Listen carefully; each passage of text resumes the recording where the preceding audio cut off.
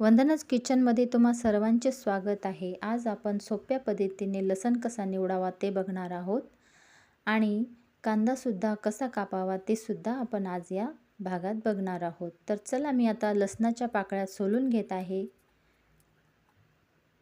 याने आपल्या नखाला जिव्हाळीसुद्धा लागणार नाही, कारण लसूण सोलणे खूप कठीण काम असतं।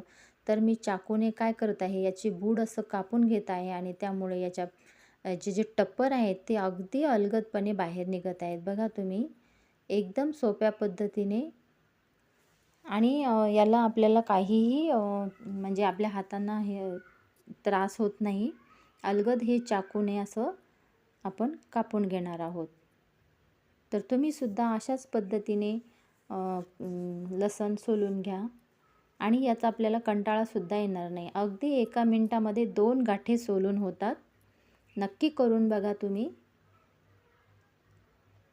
कुठल्याही टिप्स ह्या आपण किचनमधल्या टिप्स आपण वापरतो तेव्हा कामे आपली लवकर होतात आणि आपल्याला कंटाळासुद्धा येत नाही। म्हणून आपण नेहमी किचनमधली कामं हे अगदी युक्तीने करत असतो।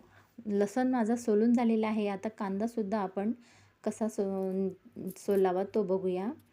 तर ह्याची दोन्ही बाजूचे मी जे देठ आणि बूड कापून घेतलेले आहे आणि नंतर मी याचे टपर काढत आहे। तुम्हीसुद्धा ह्याच पद्धतीने कांदा निसावा, सोलावा। बघा आता, आणि आता आपण याच्या स्लाईड करून घेणार आहेत, हे अशा पद्धतीने। एकदम सोप्या पद्धतीने आपण कामं केले तर आपल्याला कामांचा कंटाळासुद्धा येत नाही। चॅनल नवीन आहे, चॅनलला सबस्क्राईब करा